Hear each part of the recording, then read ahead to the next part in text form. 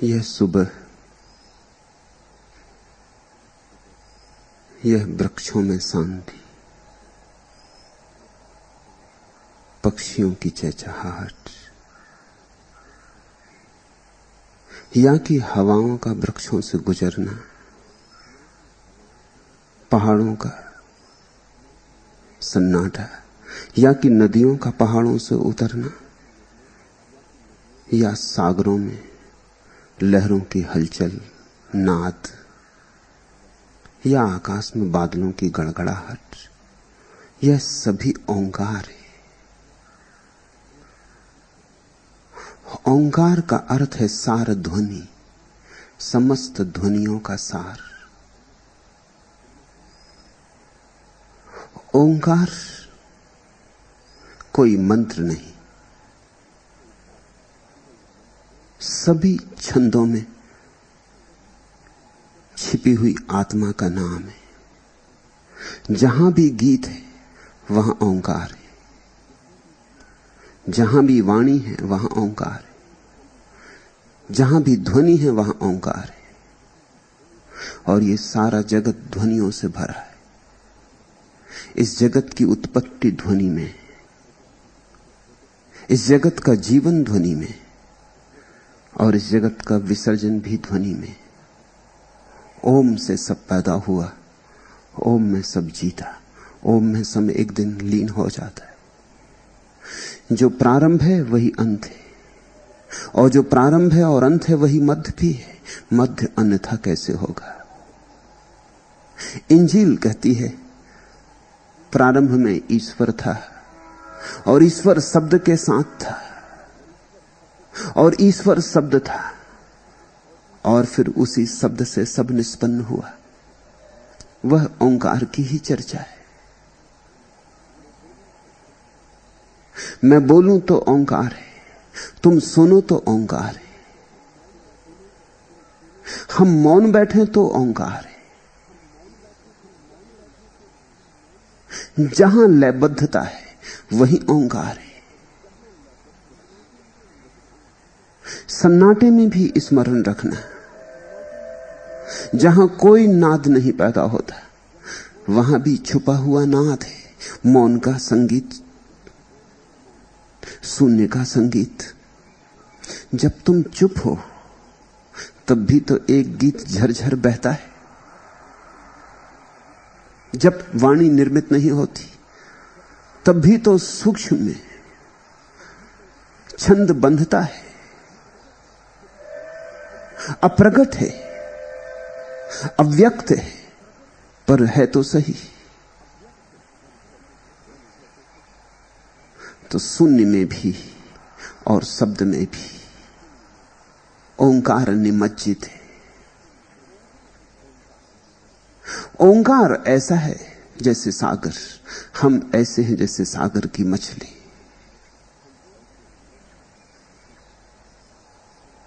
इस ओंकार को समझना, इस ओंकार को ठीक से समझा नहीं गया है। लोग तो समझे कि एक मंत्र है, दोहरा लिया। ये दोहराने की बात नहीं है। ये तो तुम्हारे भीतर तब छंदोबद्धता पैदा हो तभी तुम समझोगे ओंकार क्या है। हिंदू होने से नहीं समझोगे, वेद पाठी होने से नहीं समझोगे, पूजा का थाल सजाकर ओंकार की रटन करने से नहीं समझोगे। जब तुम्हारे जीवन में उत्सव होगा तब समझोगे, जब तुम्हारे जीवन में गान फूटेगा तब समझोगे, जब तुम्हारे भीतर झरने बहेंगे तब समझोगे। ओम से शुरुआत अद्भुत है। ओम अथातो भक्ति जिज्ञासा। उस ओम में सब आ गया। अब आगे विस्तार होगा। जो जानते हैं उनके लिए ओम में सब कह दिया गया, जो नहीं जानते उनके लिए बात फैला के कहनी होगी। अन्यथा शास्त्र पूरा हो गया ओंकार पर।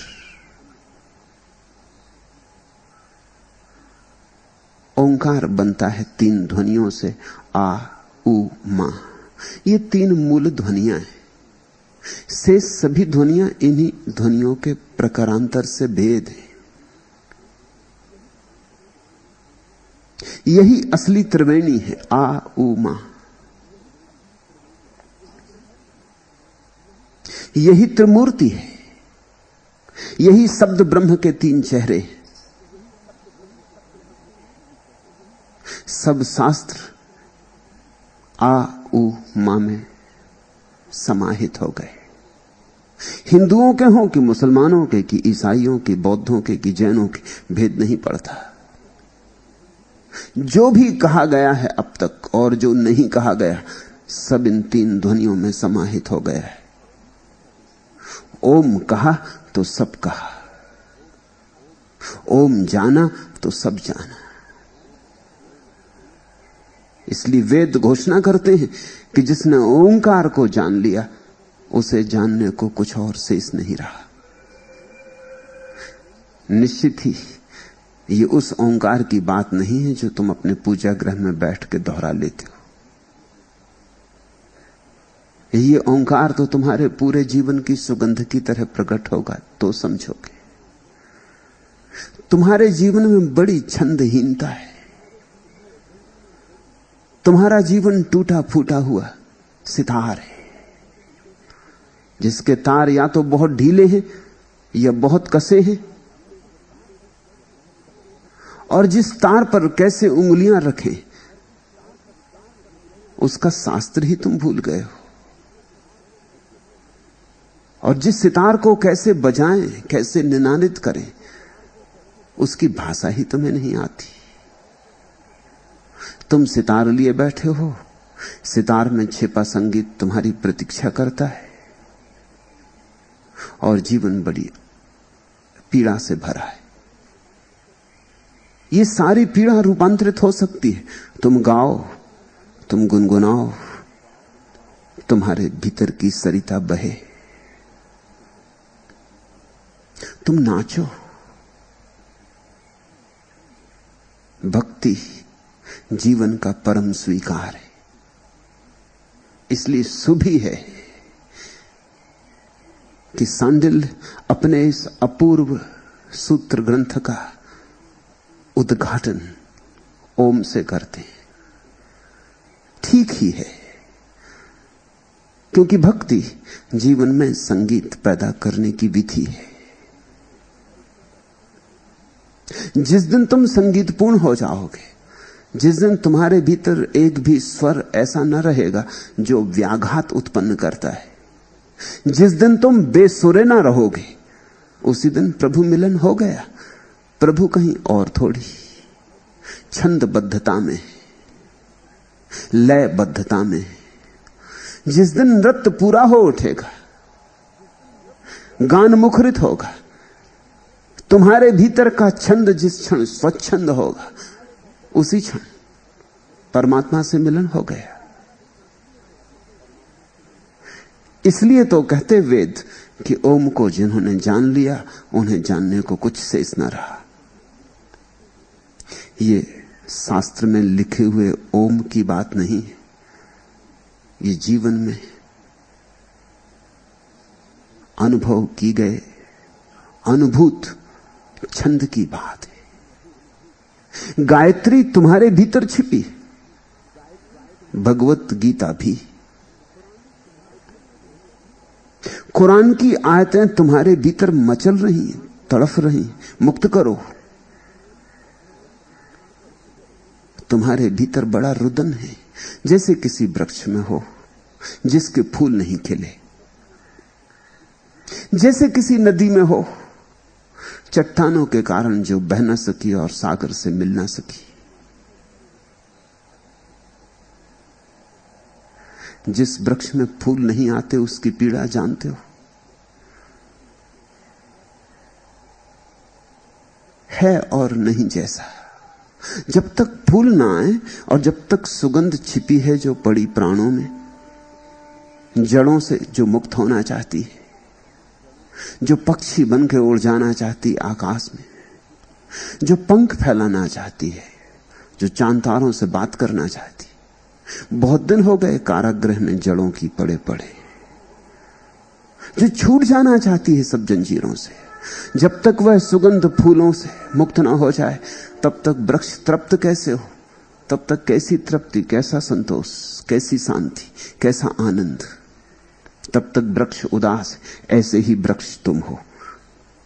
तुम्हारे भीतर ओंकार पड़ा है, बंधन में, जंजीरों में। मुक्त करो उसे। गाओ, नाचो, ऐसे नाचो कि नाचने वाला मिट जाए और नाच ही रह जाए। उस क्षण पहचान होगी ओंकार से। ऐसे गाओ कि गायक ना बचे, गीत ही रह जाए। उस क्षण तुम भगवत गीता हो गए।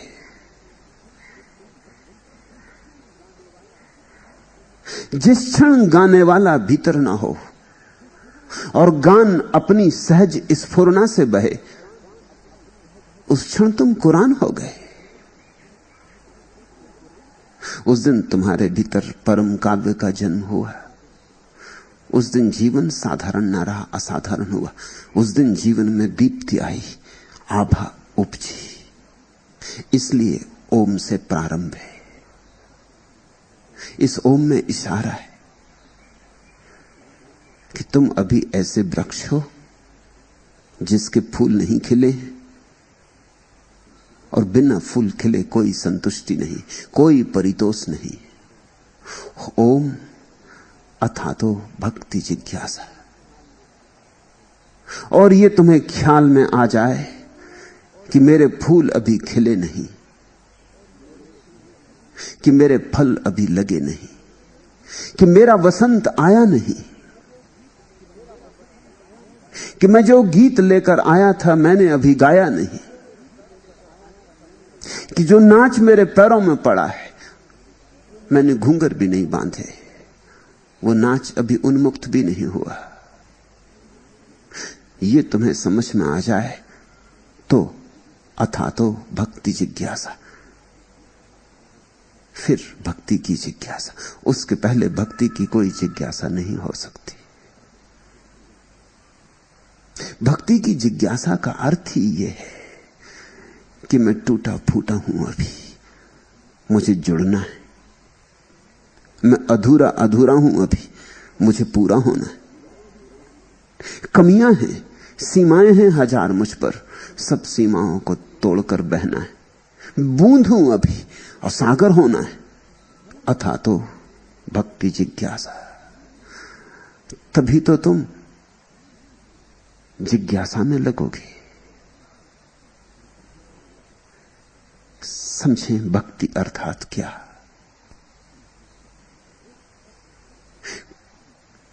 एक तत्व हमारे भीतर है जिसको प्रीति कहें।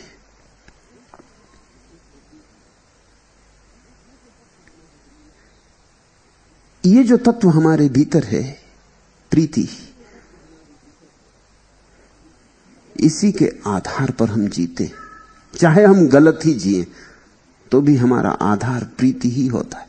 कोई आदमी धन कमाने में लगा है, धन तो ऊपर की बात है, भीतर तो प्रीति से ही जी रहा है। धन से उसकी प्रीति है।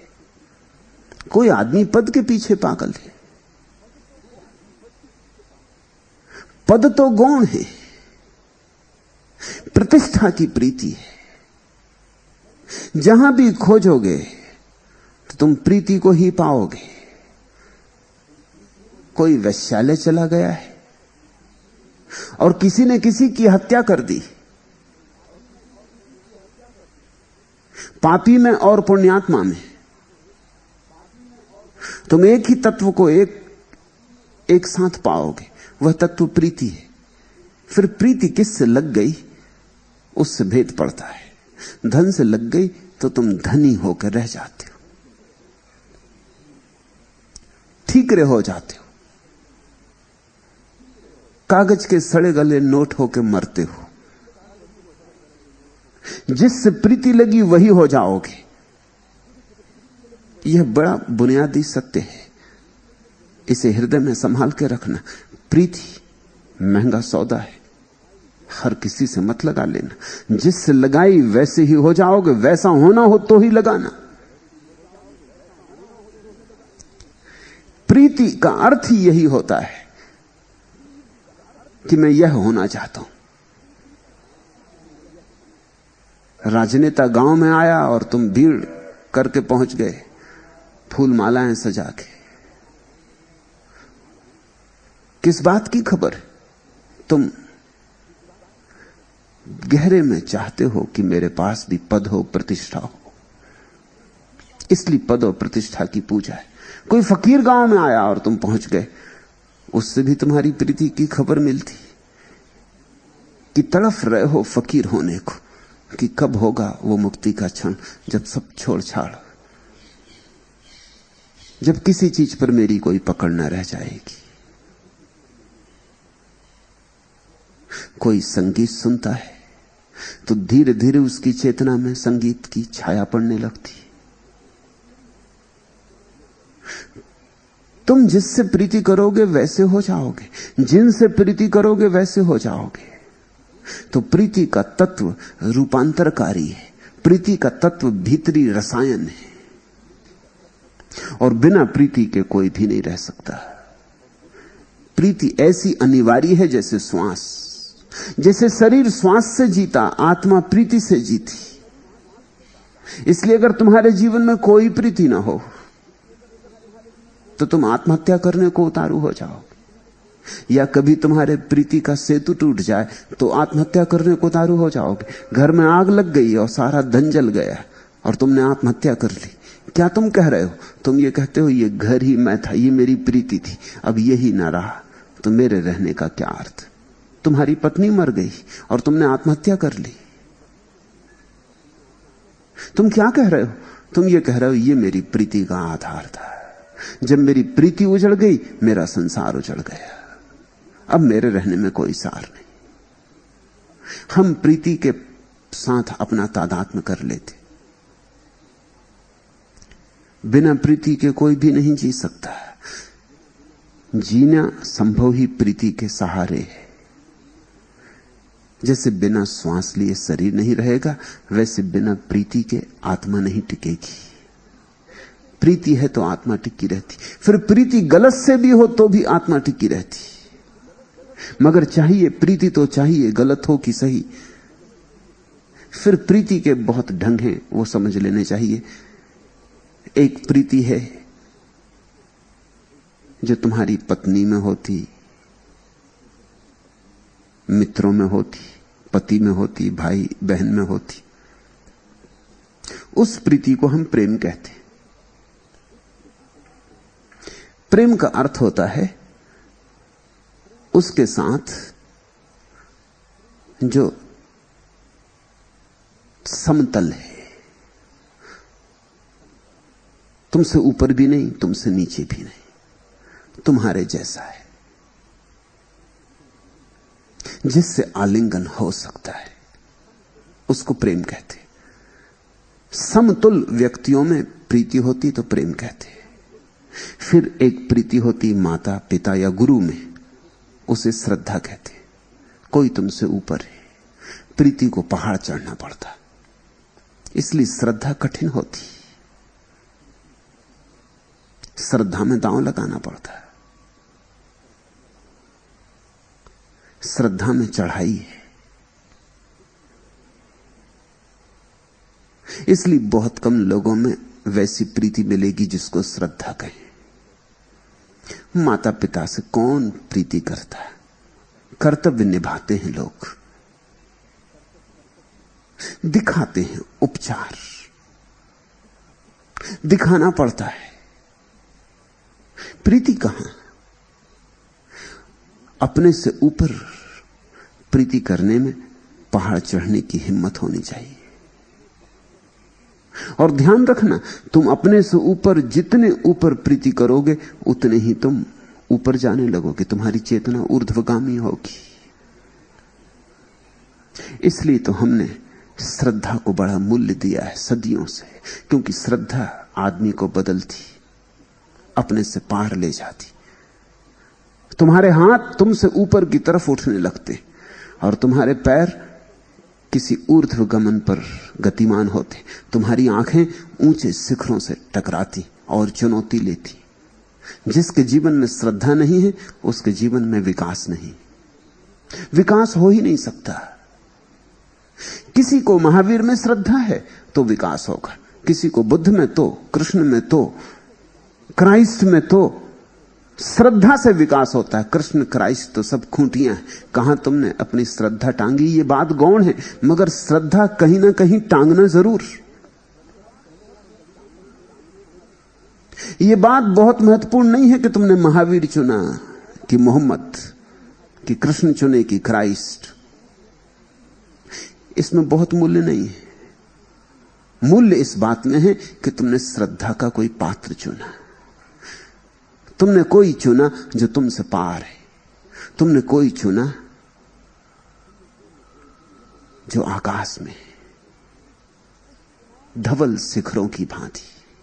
उस चुनाव में ही यात्रा शुरू हो गई, तुम्हारी आंखें ऊपर उठने लगी, तुमने जमीन पर गड़े गड़े चलना बंद कर दिया, तुमने जमीन पर सरकना बंद कर दिया, तुम्हारे पंख फड़फड़ाने लगे।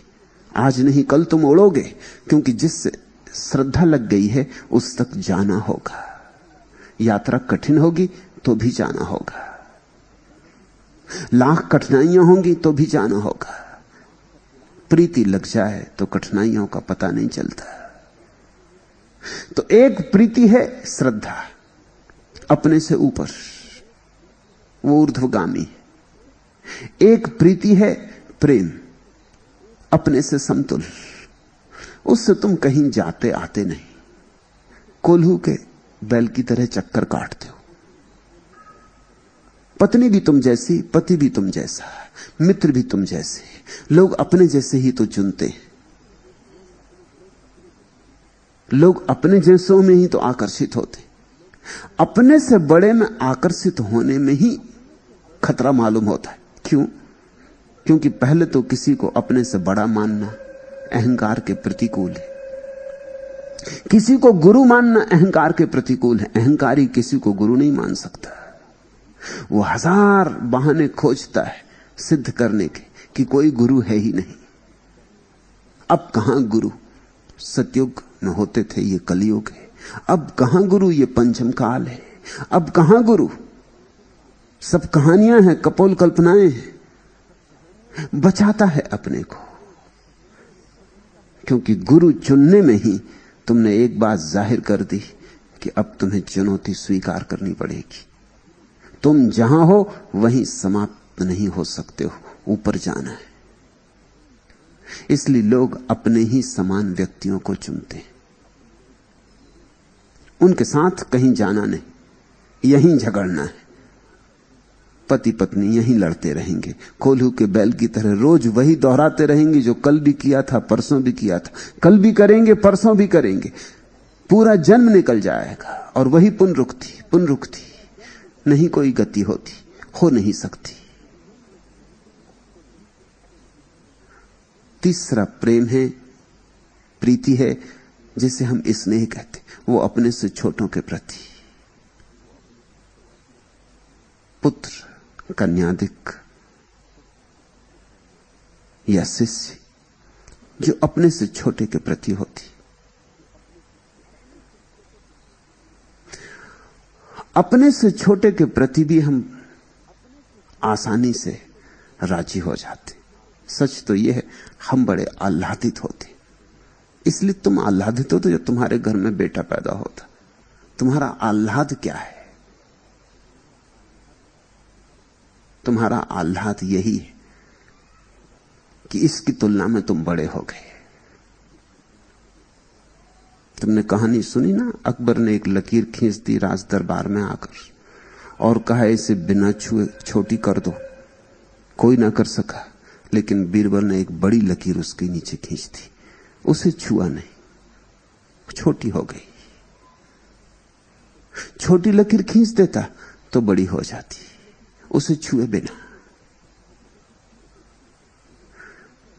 तुम अपने पुत्र में, पुत्रियों में इतना जो रस लेते हो, उसका कारण क्या है? चलो कोई तो है जो तुम्हारी तरफ देखता है और तुम्हें बड़ा मानता है, तुम्हारे अहंकार को तृप्ति मिलती। इसलिए शिष्य होना कठिन है, गुरु होना आसान मालूम पड़ता है। एक शिष्य गुरु के पास पहुंचा, उसने पूछा कि मुझे स्वीकार करेंगे, मैं दीक्षित होने आया हूं। गुरु ने कहा कठिन होगा मामला,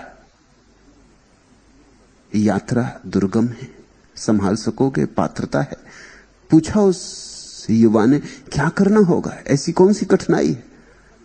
गुरु ने कहा जो मैं कहूंगा वही करना पड़ेगा। वर्षों तक तो जंगल से लकड़ी काटना, आश्रम के जानवरों को चराना, बुहारी लगाना, भोजन पकाना, इसमें ही लगना होगा। फिर जब पाऊंगा कि अब तुम्हारा समर्पण ठीक ठीक हुआ, तार ठीक ठीक बंधे, तब तुम्हारे ऊपर सत्य के प्रयोग शुरू होंगे, तब ध्यान और तप। उस युवक ने पूछा ये तो बड़ा झंझट की बात है, कितने वर्ष लगेंगे ये जंगल जाना, लकड़ी काटना, भोजन बनाना, सफाई करना, जानवर चराना। गुरु ने कहा कुछ कहा नहीं जा सकता है, निर्भर करता है कि कब तुम तैयार होगे। जब तैयार हो जाओगे तभी वर्ष भी लग सकते हैं, कभी कभी जन्म भी लग जाते हैं। उस युवक ने कहा चलिए ये तो जाने दीजिए, ये मुझे जस्ता नहीं, गुरु होने में क्या करना पड़ता है। तो उस गुरु ने कहा गुरु होने में कुछ नहीं, जैसे मैं यहां बैठा हूं ऐसे बैठ जाओ और आज्ञा देते रहो। तो उसने कहा फिर ऐसा करिए, मुझे गुरु ही बना लीजिए, ये जस्ता है। गुरु कौन नहीं बन जाना चाहता।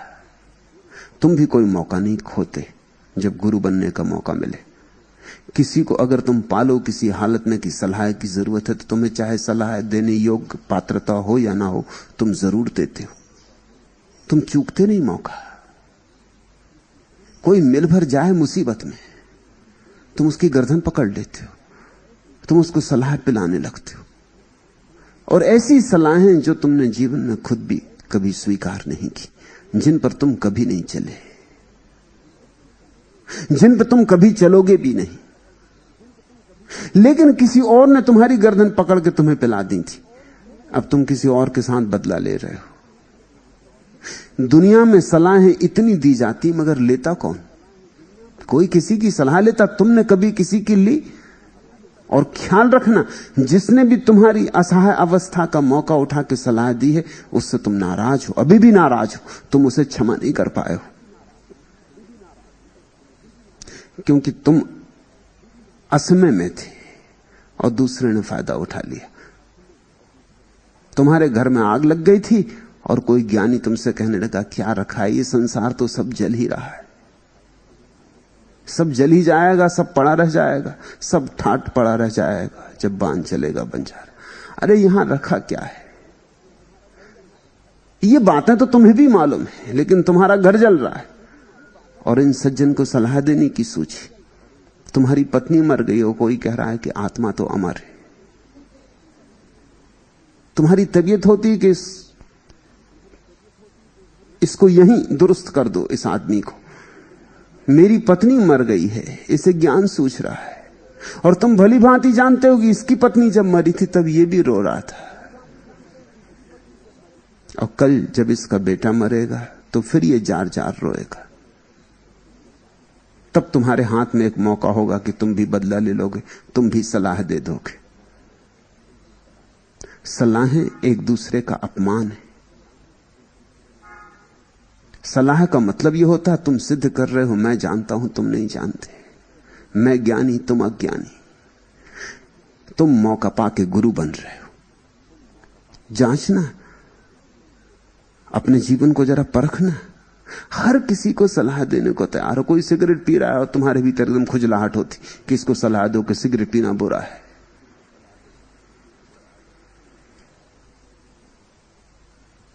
और तुम पान चबा रहे हो, मगर पान चबाना बात और।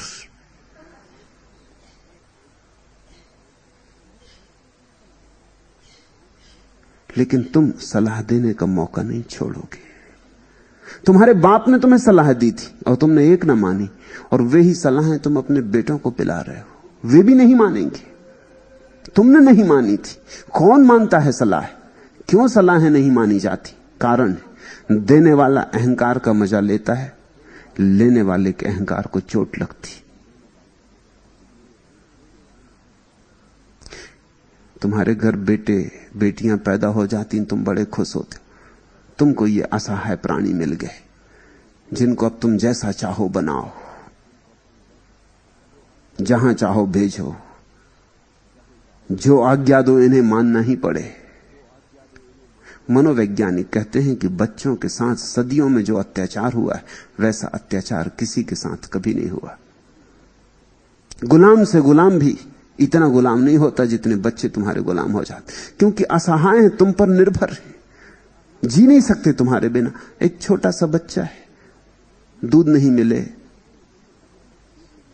सेवा नहीं मिले, सुरक्षा नहीं मिले, मर ही जाएगा, जी ही नहीं सकता।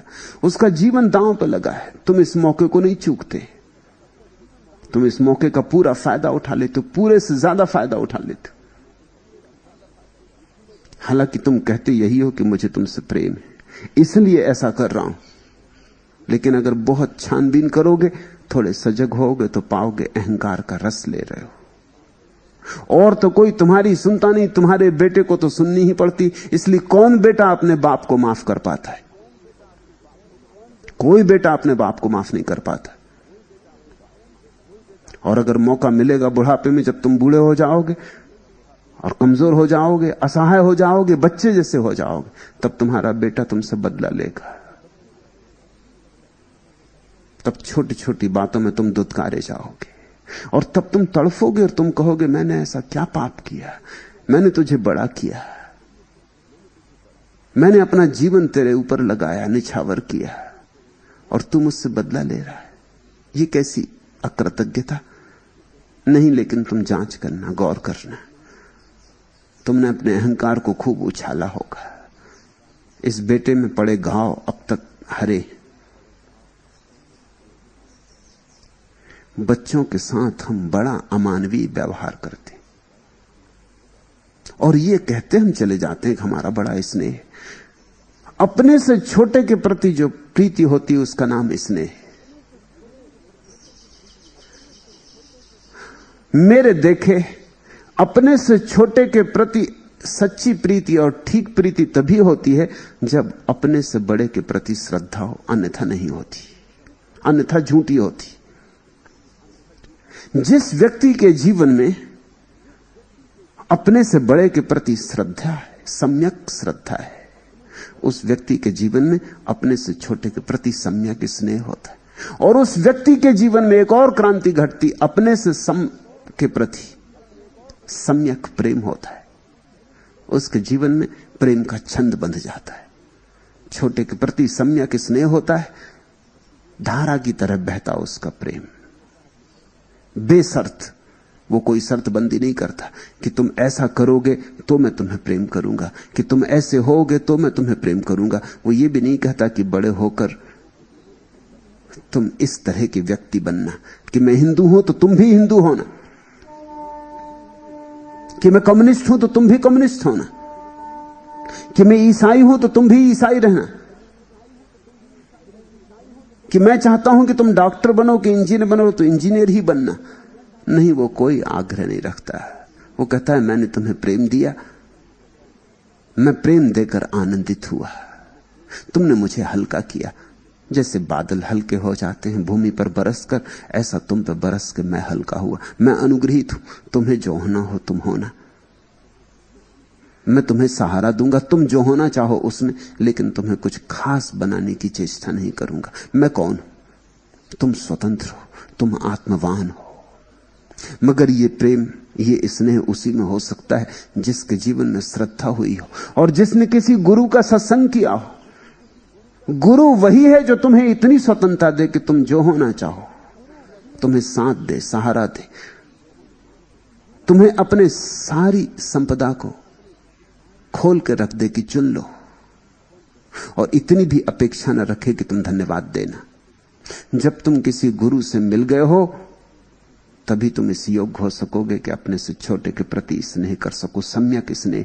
अन्यथा तुम्हारा स्नेह भी फांसी का फंदा होगा। और जब तुम अपने से बड़े के प्रति श्रद्धा कर सको और अपने से छोटे के प्रति स्नेह कर सको, तो दोनों के मध्य में प्रेम की घटना घटती, अन्यथा नहीं घटती। तभी तुम अपनी पत्नी को प्रेम कर सकोगे, अपने पति को प्रेम कर सकोगे। उस प्रेम में बड़े फूल खिलेंगे, बड़ी सुगंध होगी, उस प्रेम में बड़े संगीत का जन्म होगा। ये प्रीति की 3 साधारण स्थितियां हैं, और जब ये तीनों सम्यक हो जाती हैं, जब इन तीनों के तार मिल जाते हैं, जब ये तीनों छंदोबद्ध हो जाती, तब चौथी अवस्था, परम अवस्था पैदा होती, उसका नाम भक्ति, अर्थात भक्ति जिज्ञासा। जिसने स्नेह किया हो, जिसने प्रेम किया हो, जिसने श्रद्धा की हो, और जिसके तीनों के तार मिल गए हो, और तीनों के माध्यम से जिसके भीतर एक अपूर्व आनंद की आभा जगी हो, वही व्यक्ति भक्ति करने में कुशल हो सकता है। भक्ति प्रीति की पराकाष्ठा है। भक्ति का अर्थ है सर्वात्मा से प्रीति। छोटे से कर ली, समान से कर ली, बड़े से कर ली, अब सर्वात्मा से, अब परमेश्वर से। परमेश्वर कोई व्यक्ति नहीं है, ख्याल रखना बार बार। अगर परमेश्वर व्यक्ति है तुम्हारी धारणा में, तो तुम जो करोगे वो श्रद्धा होगी। फिर श्रद्धा में और भक्ति में कोई फर्क ना रह जाएगा। फिर तो परमेश्वर भी एक व्यक्ति हो गया, जैसे गुरु है, और ऊपर सही, बहुत ऊपर सही, मगर श्रद्धा ही रहेगी। श्रद्धा और भक्ति में भेद है। परमात्मा यानी सर्व। जिस दिन तुम्हारी प्रीति सब दिशाओं में अकारण बहने लगे, अहेतुक, वृक्षों को, पहाड़ों को, पत्थरों को, चांतारों को, दृश्य को, अदृश्य को, ये समस्त को तुम्हारी प्रीति मिलने लगे, तुम इस सारे के प्रेम में पड़ जाओ। तुम्हारे प्रेम पर कोई सीमाएं न रह जाएं। उस दिन भक्ति। ओम अथातो भक्ति जिज्ञासा। अब भक्ति की जिज्ञासा करें।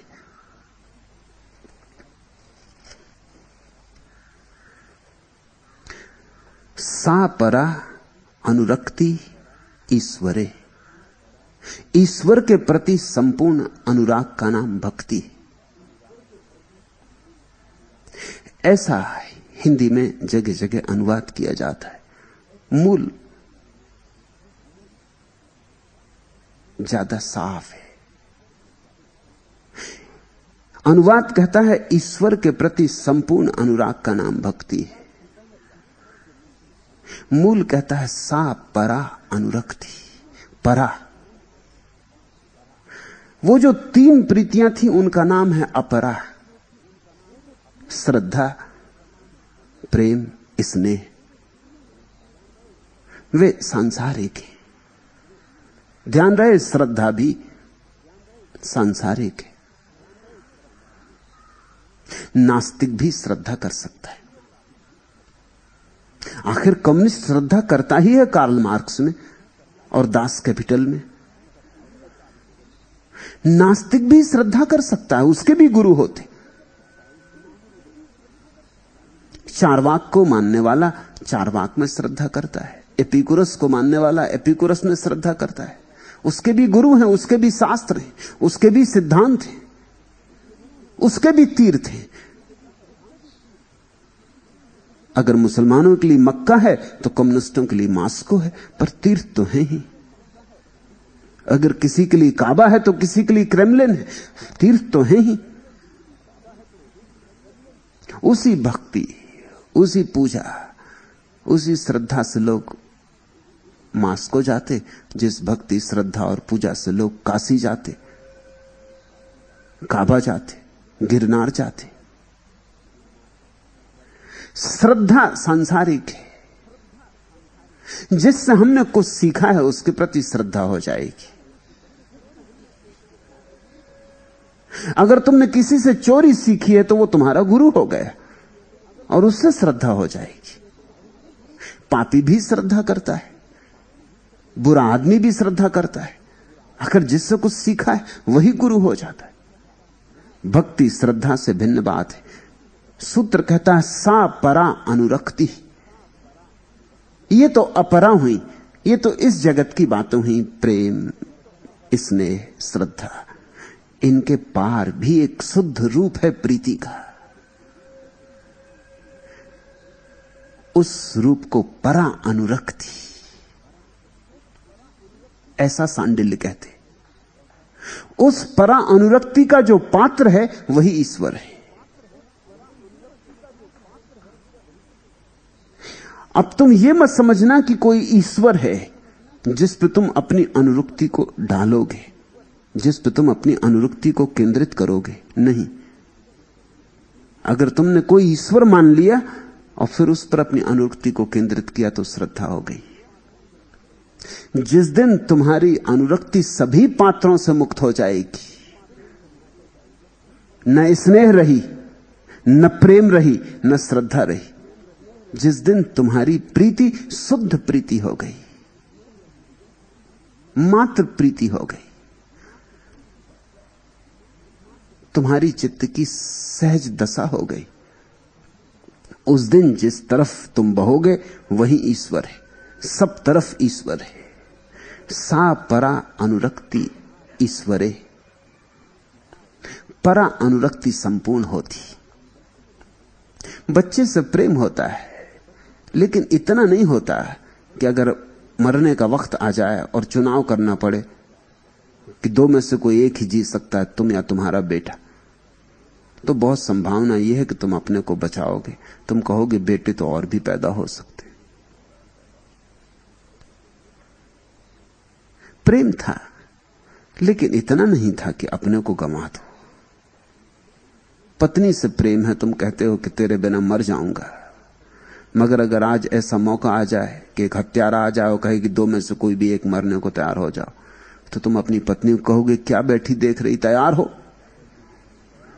मैं तेरा स्वामी हूं। पति तो परमात्मा है, तू बैठी क्या देख रही। तब तुम मरने को राजी ना होगे। ये कहने की बातें। फिर संपूर्ण अनुरक्ति का क्या अर्थ होता है? संपूर्ण अनुरक्ति का अर्थ होता है अब तुम अपने को छोड़ने को राजी हो।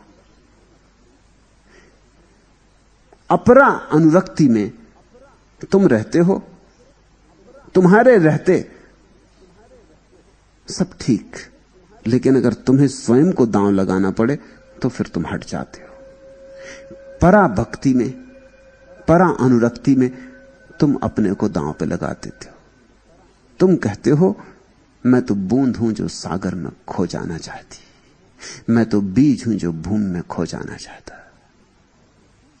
तुम परमात्मा और अपने बीच परमात्मा को चुनते हो, सर्व को चुनते हो। तुम अपनी सारी सीमाएं छोड़ के छलांग लगा जाना चाहते हो।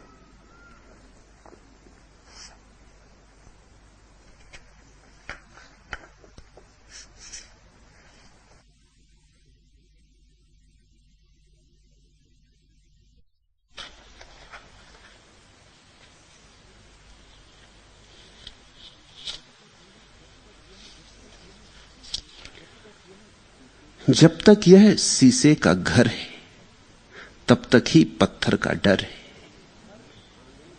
हर आंगन का जलना जंगल है, दरवाजे सांपों का पहरा। झरती रोशनियों में अब भी लगता कहीं अंधेरा ठहरा। जब तक यह बालू का घर है तब तक ही लहरों का डर है। हर खूंटी पर टंगा हुआ है जख्म भरे मौसम का चेहरा। शोर सड़क पर थमा हुआ है, गलियों में सन्नाटा गहरा। जब तक यह काजल का घर है तब तक ही दर्पण का डर है।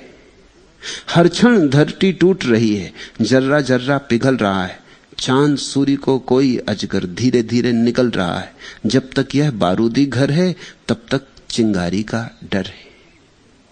जब तक हमने शरीर के साथ अपने को एक समझा है तभी तक सब भय हैं, बीमारी के, बुढ़ापे के, मृत्यु के। जिसकी आंखें सब जगह छिपे हुए परमात्मा को खोजने लगी, जिसमें भक्ति की जिज्ञासा उठी, जिसने जानना चाहा है कि जीवन का परम सार क्या है, जीवन की परम बुनियाद क्या है, जो जानना चाहता है कि अब मैं तरंगों से नहीं सागर से मिलना चाहता हूं,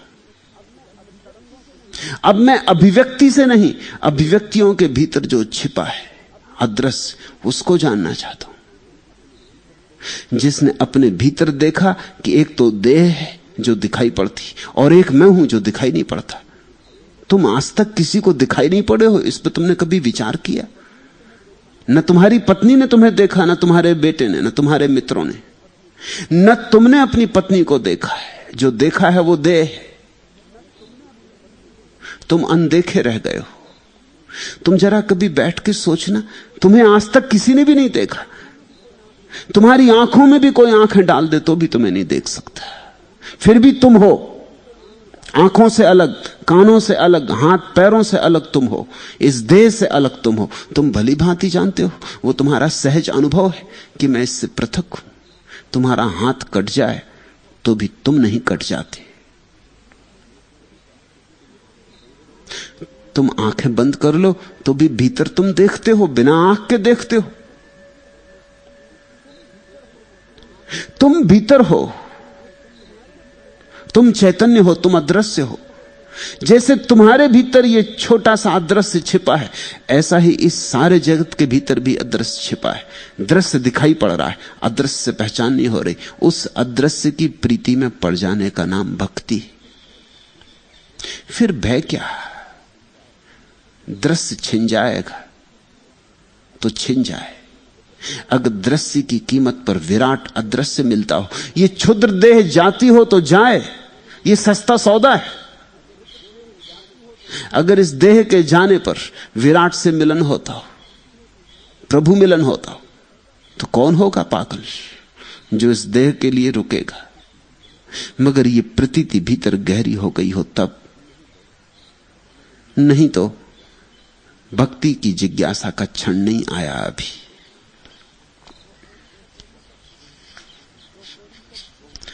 दोपहरी तक पहुंचते पहुंचते मुरझा जाता है जो, वह कैसा भोर है। क्या कुल मिलाकर जीवन का मुंह मृत्यु की ओर है? ऐसा ही है, हम सब मरने की तरफ चल रहे हैं। जिस दिन तुम्हें यह दिखाई पड़ता है कि देर अबेर, आज नहीं कल, यह देह छूट ही जाएगी, यहां हम सब मरने को ही सन्नद्ध खड़े, पंक्तिबद्ध खड़े। कोई आज मर गया, कोई कल मरेगा, देर अबेर मैं भी मरूंगा। यहां मृत्यु घटने ही वाली। इसके पहले अमृत से कुछ पहचान कर ले, अथा तो भक्ति जिज्ञासा। इसके पहले कि देह छिन जाए, देह में जो बसा है उससे पहचान कर ले। इसके पहले कि पिंजरा टूट जाए, पिंजरे में जो पक्षी है उससे पहचान कर ले। तो फिर पिंजरा रहे कि टूटे कोई भेद नहीं पड़ता।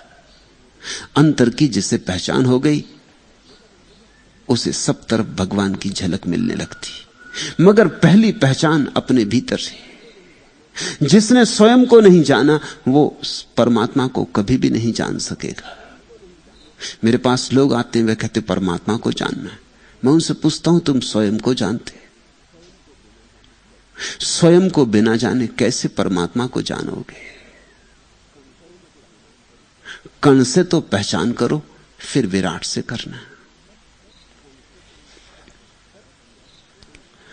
तत् संस्थस्य अमृतत्व उपदेशात्, ऐसा कहा है कि उनमें चित्त लग जाने से जीव अमृतत्व को प्राप्त हो जाता है।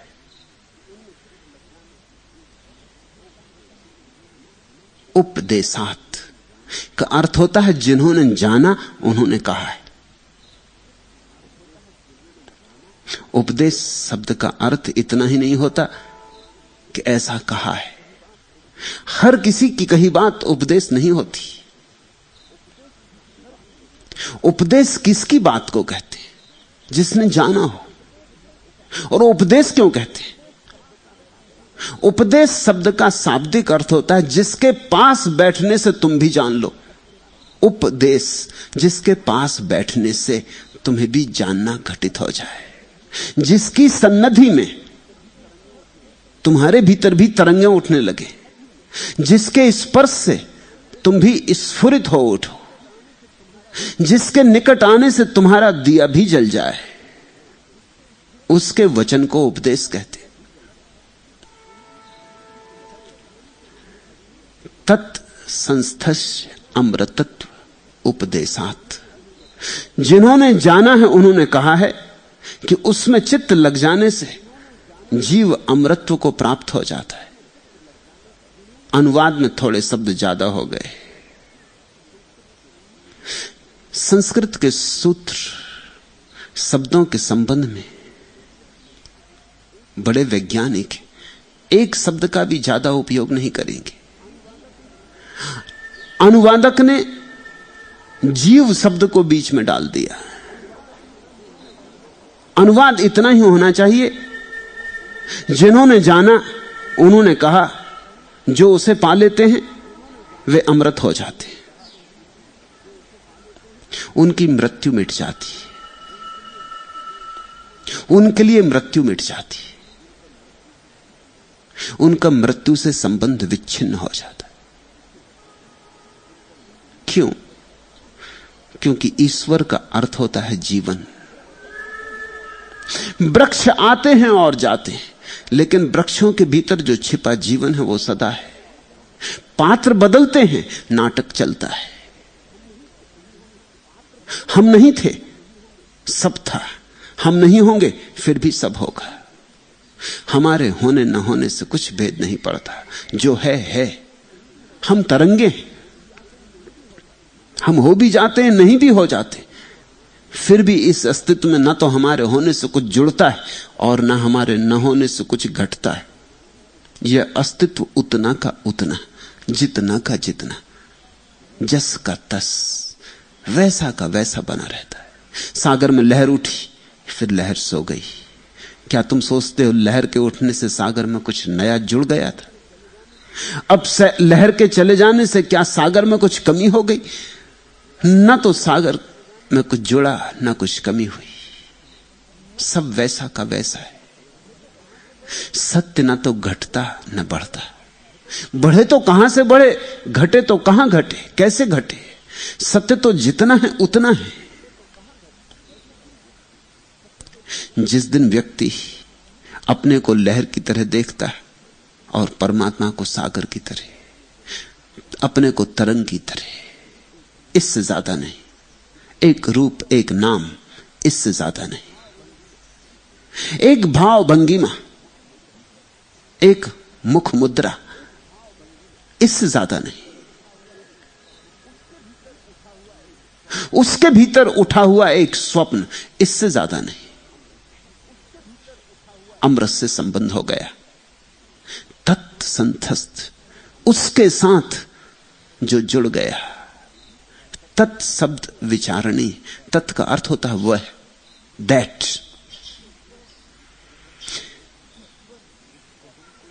ईश्वर को हम कोई व्यक्तिवाची नाम नहीं देते, क्योंकि व्यक्तिवाची नाम देने से भ्रांतियां होती हैं। राम कहो, कृष्ण कहो, भ्रांति खड़ी होती, क्योंकि ये भी तरंगे, बड़ी तरंगे सही, मगर तरंगे, उसकी तरंगे। अवतार सही, मगर आज हैं और कल नहीं हो जाएंगे। छोटी तरंग हो सागर में कि बड़ी तरंग हो, इससे क्या फर्क पड़ता? तरंग तरंग है। उसकी तत्, उसमें जो ठहर गया, उससे भिन्न अपने को जो नहीं मानता, उसका संबंध अमृत से हो जाता है, क्योंकि परमात्मा अमृत है। ऐसा कहना कि परमात्मा अमृत है शायद ठीक नहीं, ऐसा ही कहना ठीक है कि इस जगत में जो अमृत है उसका नाम परमात्मा है। इस जगत में जो नहीं मरता उसका नाम परमात्मा है। जो इस जगत में मर जाता है वो संसार, जो नहीं मरता वह परमात्मा है। तुमने एक बीज बोया, बीज मर गया, लेकिन अंकुर हो गया। जो बीज में छिपा था अमृत, अब अंकुर में आ गया। बीज मर गया, उसने बीज को छोड़ दिया, वो देह छोड़ दी, अब उसने नई देह ले ली, नया रूप ले लिया। अब तुम बैठ के रो मत बीज की मृत्यु पर, क्योंकि बीज में तो कुछ और था ही नहीं, जो था अब अंकुर में है। फिर एक दिन वृक्ष बड़ा हो गया, फिर एक दिन वृक्ष मर गया। अब तुम रो मत वृक्ष की मृत्यु पर, क्योंकि जो वृक्ष में मर गया वो अब फिर बीजों में छिप गया है, बीज पर वृक्ष लग गए। अब फिर कहीं, फिर किसी मौसम में, फिर किसी अवसर में, फिर किसी क्षण में बीज अंकुरित होंगे, फिर पौधा होगा, फिर वृक्ष होगा। जीवन शाश्वत है, रूप बदलते हैं, ढंग बदलते हैं, मगर जीवन शाश्वत है। उसे देखो, अविच्छिन्न जीवन की धारा को। एक दिन तुम मां के पेट में सिर्फ मांसपिंड थे, आज वो मांसपिंड कहीं भी नहीं। आज तुम्हारे सामने उस मांसपिंड का कोई चित्र रख दे तो तुम पहचान ही ना सकोगे कि कभी मैं ये था, या कि तुम सोचते हो पहचान सकोगे। फिर एक दिन तुम छोटे बच्चे थे, फिर वह भी खो गया। फिर तुम जवान थे, वो भी खो गया। अब तुम बूढ़े हो, वह भी खो रहा है। मौत भी आएगी, ये देह भी खो जाएगी। फिर किसी और क्षण में, फिर किसी और मौसम में तुम कहीं फिर उमगोगे, फिर जन्मोगे। जो इस तरह से रूपों से गुजरता है उसकी याद करो, उसका स्मरण करो। उसका नाम तत्व, वह अमृत है, और उससे जो जुड़ गया वह भी अमृत हो गया। अब यहां यह भ्रांति मत कर लेना, जैसा कि हिंदी अनुवाद में हो सकती है। ऐसा कहा है कि उनमें चित्त लग जाने से जीव अमृतत्व को प्राप्त हो जाता। इससे भ्रांति पैदा हो सकती। तुमको यह लग सकता है तो चलो परमात्मा से जुड़ जाएं, इससे मृत्यु से बच जाएंगे,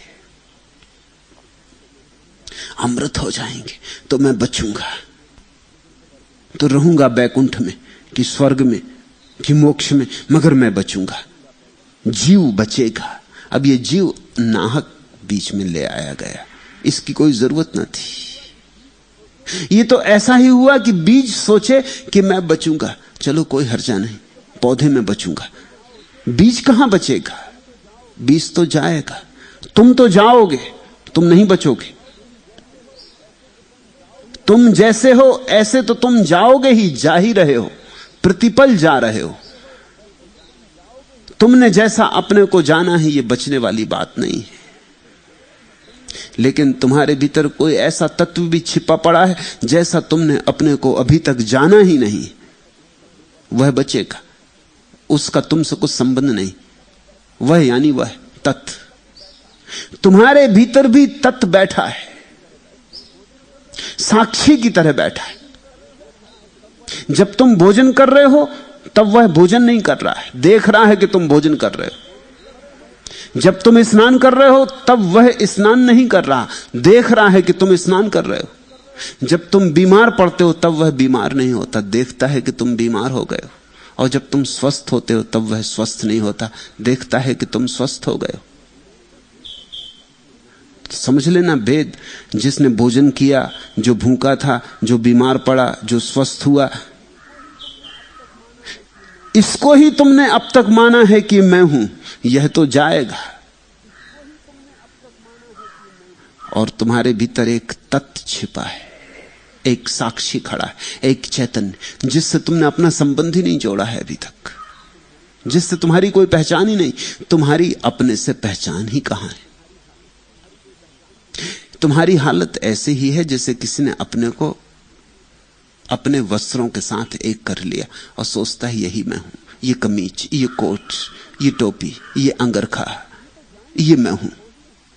ये तो जाएंगे, ये तुम हो ही नहीं। तुम तो बिल्कुल ना बचोगे, लेकिन फिर भी कुछ बचेगा, और वह कुछ तुम्हारे मैं से बिल्कुल मुक्त है। वहां मैं का भाव ही नहीं उठता है, वहां मैं की तरंग ही नहीं बनती। इसलिए बुद्ध ने तो कह दिया अनात्मा, कोई आत्मा नहीं, क्योंकि आत्मा अर्थात मैं। उस साक्षी में कहां आत्मा है, उस साक्षी में यह भाव ही नहीं बनता कि मैं।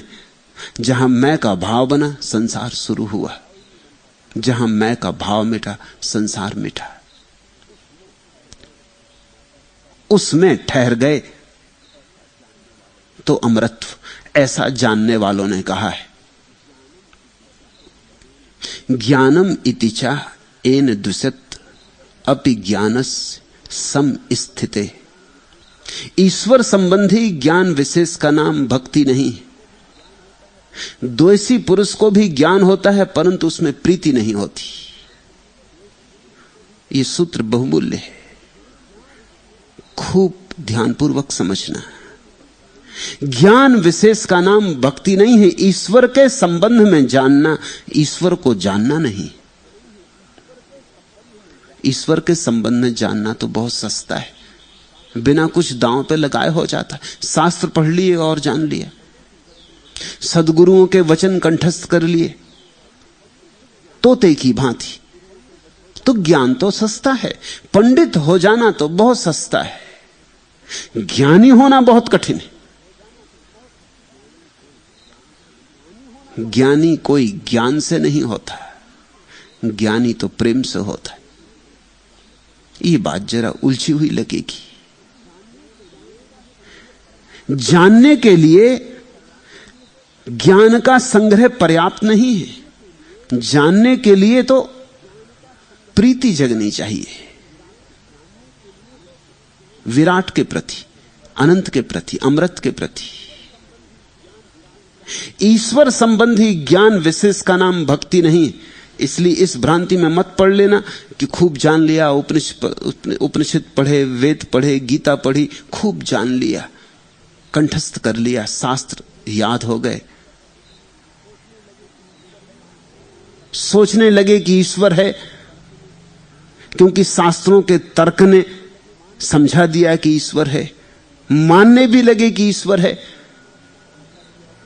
लेकिन ये मानना, ये जानना सब थोता है, सब ऊपर ऊपर है। ये तुम्हारे हृदय में नहीं अंकुरित हुआ है। ये जानना तुम्हारा नहीं, और जब तक तुम्हारा ना हो तब तक झूठ है। ईश्वर संबंधी ज्ञान विशेष का नाम भक्ति नहीं है। तो असली भक्ति क्या है? असली भक्ति वैयक्तिक रूप से ईश्वर से संबंधित होना है। असली भक्ति व्यक्ति का परम से विवाह है। शास्त्र पढ़ने से नहीं होगा, सत्य में उतरना होगा। उतरना महंगा सौदा है, खतरा है। बड़ा खतरा तो है अपने को खोने का। अपने को जो मिटाने को तैयार है वही वहां जाएगा। कबीर ने कहा है, जो घर बारे आपना चले हमारे संग। ये अपना, ये मैं, ये घर तो जला डालना होगा, ये अपने ही हाथ से फूंक देना होगा। पंडित कुछ भी नहीं फूंकता, उल्टे उसका मैं और मजबूत हो जाता है। वो तो अपने मैं के घर को और बड़ा कर लेता है, ज्ञान से खूब सजा लेता है। ज्ञान आभूषण है अहंकार का। इसलिए ज्ञानी परमात्मा को नहीं जान पाता, प्रेमी जानता है। प्रेमी का अर्थ है जो अपने को कुर्बान करने को तत्पर है। प्रेमी का अर्थ है जो झुकने को, समर्पित होने को राजी। मैं रुका रहा किसी बांस की डाली की तरह, हवा के सामने झुका रहा और आवाज सुनता रहा एक कि नति ठीक है, मगर मना नहीं है तुम्हारे लिए गति। हमने तो तुमसे उन्नत होने को कहा है, विरत की बात कहां कही है हमने। रत रहने के लिए कहा है हमने तो तुमसे। सुनने को सुनता रहा मैं यह आवाज, मगर समझ लिया मैंने कि यह एक सलाह है। अपनी एक राह है मेरी, रुकने की और झुकने की, किसी ना किसी जगह पूरी तरह चुकने की। वही जान पाएगा परमात्मा को जिसने ये राह पकड़ी। अपनी एक राह है मेरी, रुकने की और झुकने की, किसी ना किसी जगह पूरी तरह चुकने की।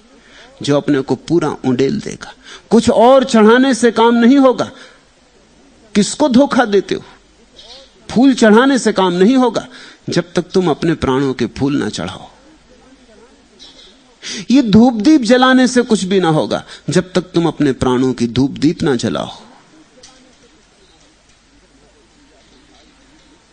ये तुम्हारे पूजा के थाल झूठे, इसलिए तो परमात्मा से कभी कोई संबंध नहीं हुआ। ये पूजा के थाल ही अड़ंगा बने। ये तुम्हारे मंदिरों में बसती हुई घंटनाद और उठता हुआ धूप का धुआं, ये सब झूठा है। ये धुआं तुमसे उठे, ये नाद तुम्हारे भीतर हो, ये तुम्हारा ओंकार हो। तुम जलो, तुम गलो, तुम झुको, तुम अपने को उंडेलो तो कुछ हो। ईश्वर संबंधी ज्ञान विशेष का नाम भक्ति नहीं है। द्वेषी पुरुष को भी ज्ञान होता है, परंतु उसमें प्रीति नहीं होती। ज्ञान तो सरल बात है।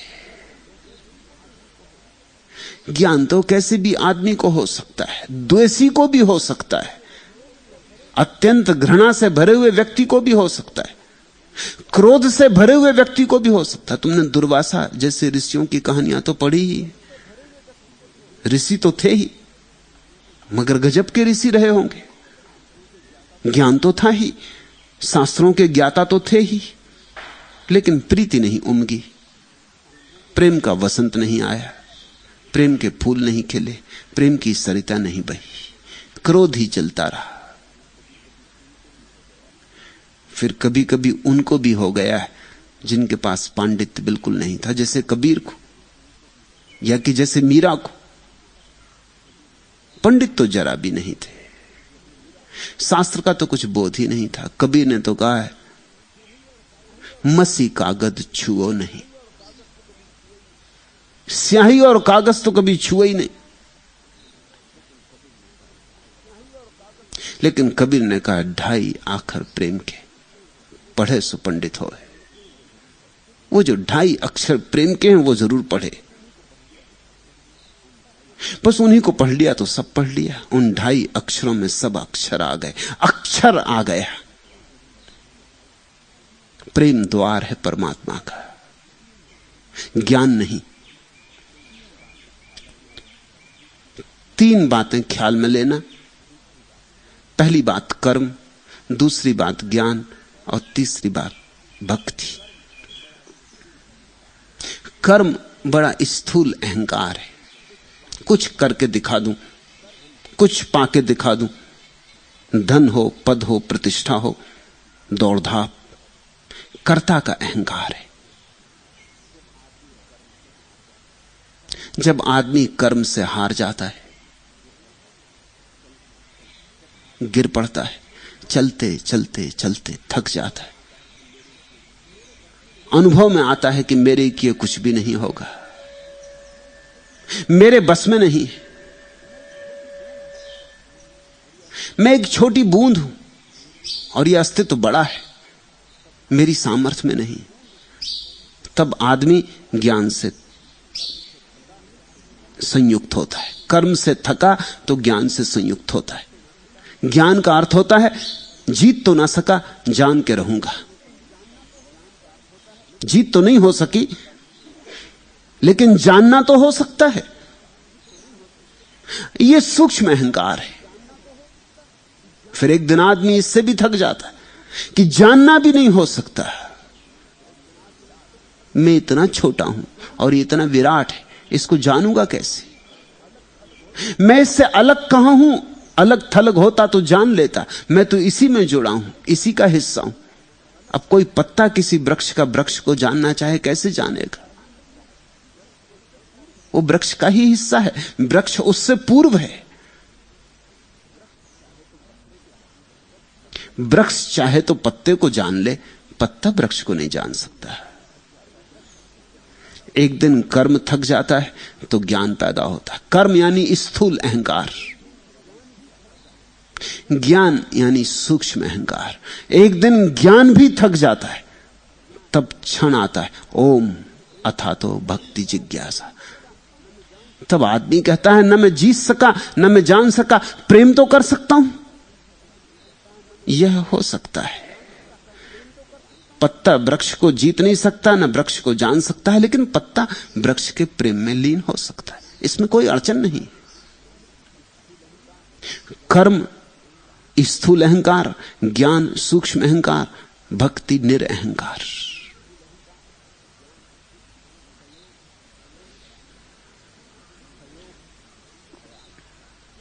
तयोप क्षयात चाह,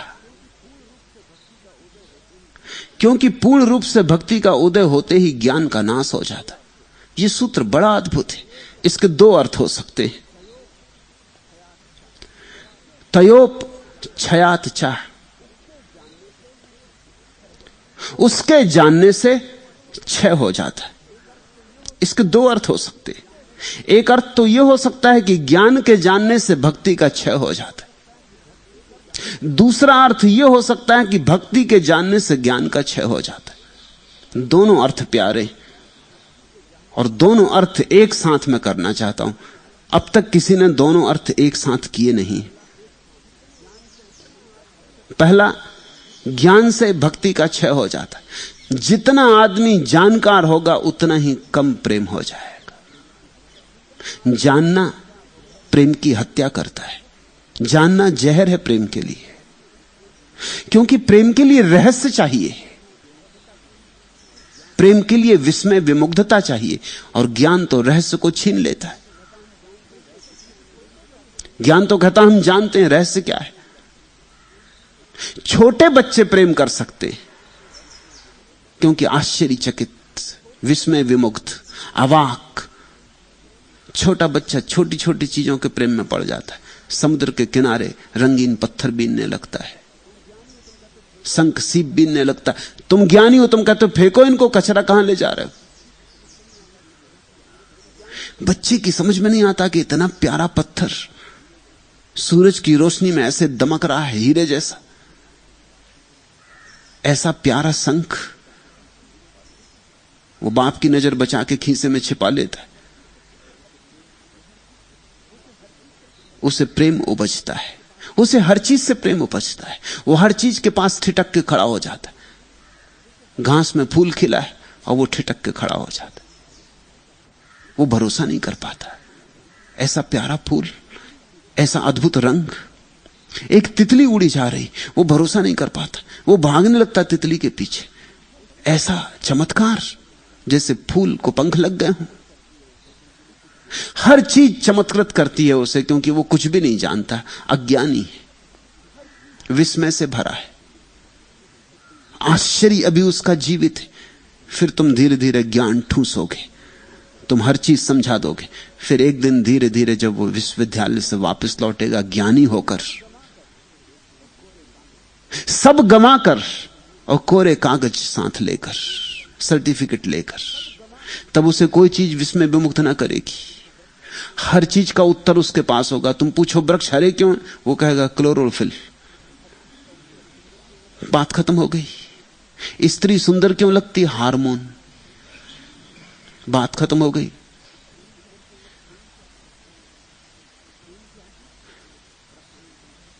प्रेम क्या है, रसायन शास्त्र। वो समझा सकेगा सब, वो सब समझ के आ गए। वो हर चीज को जानता है। अब अनजाना कुछ छूटा नहीं। प्रीति कैसे उमगे, आश्चर्य ही मर गया। आश्चर्य की हवा में प्रीति उमकती है। इसलिए तुम जान के आश्चर्यचकित मत होना कि जैसे जैसे आदमी का ज्ञान बढ़ा है वैसे वैसे दुनिया में प्रेम कम हो गया। ये स्वाभाविक परिणाम, ये सांडिल्य के सूत्र में छिपा है। तयोप क्षयात चाह, देखते नहीं तुम, रोज देखते नहीं। दुनिया में जितनी शिक्षा बढ़ती जाती उतना प्रेम कम होता जाता है। शिक्षित आदमी और प्रेमी जरा मुश्किल जोड़ है। जितना शिक्षित उतना ही कम प्रेमी। थोड़ा अशिक्षित होना चाहिए प्रेम के लिए। ग्रामीण के पास प्रेम है, शहरी के पास विदा हो गया। असभ्य के पास प्रेम है, सभ्य के पास नहीं। जो जितना सुसंस्कृत हो गया है उसके पास औपचारिकता है, लेकिन औपचारिकता में कहीं कोई प्राण नहीं है, कहीं कोई जीवन नहीं है। वो जब तुमसे पूछता है कहिए कैसे, कुछ नहीं पूछ रहा है, वो ये कह रहा है कि चलो आगे बढ़ो। ये तो पूछना पड़ता है, हमें मतलब, तुम्हें मतलब, किसी को क्या लेना देना है। वर्षों बीत जाते हैं और पड़ोसी से पहचान नहीं होती। सुसंस्कृत आदमी का कोई पड़ोसी ही नहीं है। पड़ोस तो प्रेम से बनता है। जीसस ने कहा कौन है पड़ोसी, क्योंकि जीसस बहुत जोर देते थे इस बात पर कि पड़ोसी से प्रेम करो, तो ही तुम परमात्मा से प्रेम कर पाओगे। अपने प्रेम को थोड़ा बढ़ाओ, फैलाओ सब तरफ, आस पड़ोस प्रेम को फैलाओ। कौन है पड़ोसी? एक दिन उनके शिष्य ने पूछा कि आप किसको पड़ोसी कहते? तो जीसस ने कहा एक आदमी निकलता था एक सुनसान रास्ते से, डाकुओं ने हमला किया, उसे लूट लिया, उसके छुरे मारे, उसको कई घावों से भर के पास के गड्ढे में फेंक दिया। फिर उसके गांव का ही पादरी वहां से गुजरा, रबाई। उसने देखा इस आदमी को, ये इसके गांव का ही आदमी था, इसके ही मंदिर में प्रार्थना करने आता था, ये मंदिर में ही प्रार्थना करने जा रहा था। इसने देखा घाव से भरे कराहते। उस आदमी ने कहा कि मुझे बचाओ, मैं मर रहा हूं, मुझे उठाओ। लेकिन उसने कहा कि अगर मैं तुम्हें उठाऊं तो मैं झंझट में पड़ूंगा, पुलिस पीछे पड़ेगी, क्या हुआ, कैसे हुआ, किसने मारा, तुम वहां क्या कर रहे थे, तुम्हारा कुछ हाथ तो नहीं है। फिर अभी मुझे मंदिर जाना है, मैं प्रार्थना करने जा रहा हूं। ये बेवक्त की झंझट कौन से सिर ले?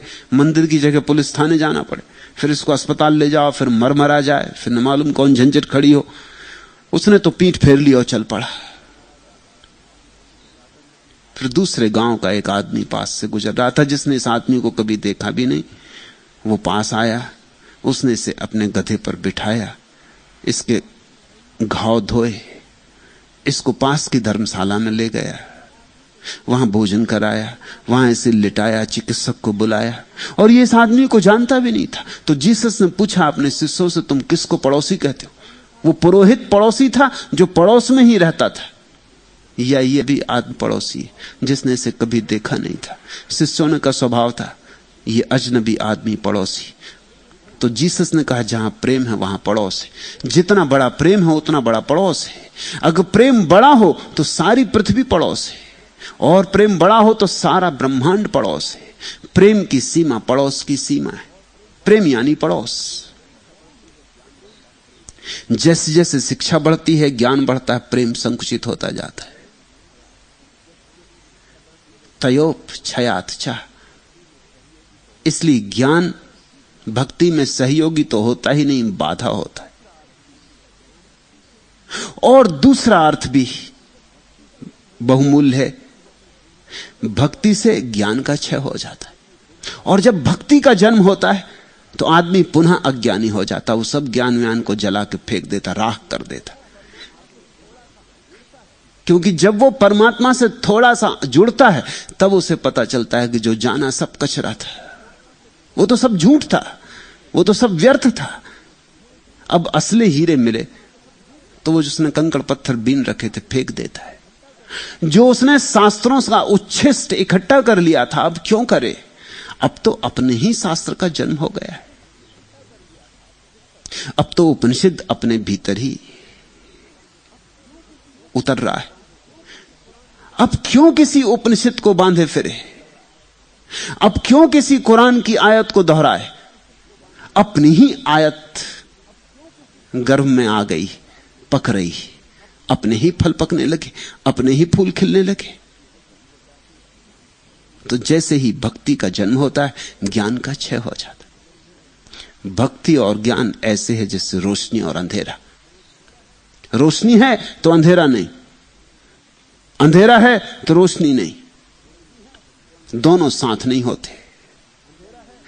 ज्ञानी भक्त नहीं होता, ज्ञानी यानी पंडित, ख्याल रखना। और भक्त ज्ञानी नहीं होता, भक्त तो निर्दोष हो जाता, समस्त ज्ञान से मुक्त हो जाता है। भक्त तो पुनः अज्ञानी हो जाता है, क्योंकि परमात्मा अज्ञेय है। उसके सामने हम अज्ञानी की तरह ही खड़े हो सकते हैं, ज्ञानी की तरह नहीं। ज्ञान का दावा अहंकार का दावा है। इस सूत्र को खूब हृदय में संभाल के रखना, यह कुंजी। तयोप क्षयात चा, क्योंकि पूर्ण रूप से भक्ति का उदय होते ही ज्ञान का नाश हो जाता है।